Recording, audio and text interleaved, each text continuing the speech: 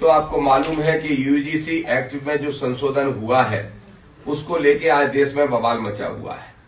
Azad Samaj party Bhim army ने, आदरणीय भाई चंद्रशेखर आजाद जी ने और हम सब साथियों ने ये तय किया है, हमारे भीम आर्मी के प्रदेश अध्यक्ष सुनील बैरसिया जी ने तुरंत ये घोषणा की है कि आगामी 12 तारीख को भोपाल में हम एक बड़ा आंदोलन करने जा रहे हैं।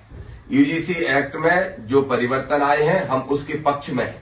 कोर्ट ने जो स्टे दिया है हम उसके विरोध में हैं और हम सड़कों पर उतर के 12 तारीख को हजारों की संख्या में भोपाल में इकट्ठे होने वाले हैं और भोपाल में इकट्ठा होके मुख्यमंत्री का और राजभवन का घेराव करने जाएंगे। ये संदेश देंगे कि अगर इस देश के अंदर 3% लोग कोर्ट को ये संदेश भेज सकते हैं, 2%, 1-2% लोग, कि वो नियम गलत हैं, तो हम ये संदेश भेजने का काम करेंगे कि ये नियम SC, ST, OBC, शोषित वंचित वर्ग के बच्चों के हक में है, इसलिए इन नियमों को जारी रखना चाहिए। तो 12 तारीख को हमारा बड़ा आंदोलन भोपाल में यूजीसी के समर्थन में होने वाला है। भीम आर्मी के प्रदेश अध्यक्ष सैयद, पार्टी के प्रदेश अध्यक्ष सत्येंद्र विद्रोही जी और भीम आर्मी के प्रदेश अध्यक्ष सुनील बैरसिया जी और पूरी टीम इस तैयारी में लगी है और हजारों की संख्या में इकट्ठे होंगे और जाएंगे मुख्यमंत्री और राजभवन का घेराव करने के लिए। एक विषय यह है।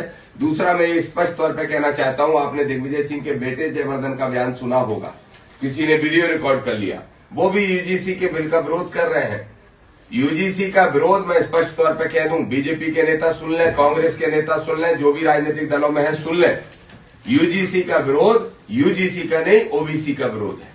क्योंकि अभी जो यूजीसी के नियमों में परिवर्तन किया गया उसमें SC, ST को तो पहले से कानून में सुविधाएं थी या उनकी सुरक्षा की व्यवस्था थी, लेकिन ओबीसी के लिए नहीं थी। सिर्फ ओबीसी को शामिल करने से अगर पेट में दर्द हो रहा है तो ऐसे नेताओं को सबक सिखाने का काम हम करेंगे। हम जा रहे हैं जयवर्धन के यहाँ सभा करने 17 तारीख को और वहां पे SC, ST और ओबीसी के लोगों को बताएंगे कि ये तुम्हारे वोट से जीत के जाते हैं और इन लोगों को सबक सिखाने की जरूरत है, पूरे प्रदेश के नेताओं को। एक संकल्प यात्रा के माध्यम से नागपुर से लेकर ग्वालियर तक, बाबा साहब की दीक्षा भूमि है नागपुर में।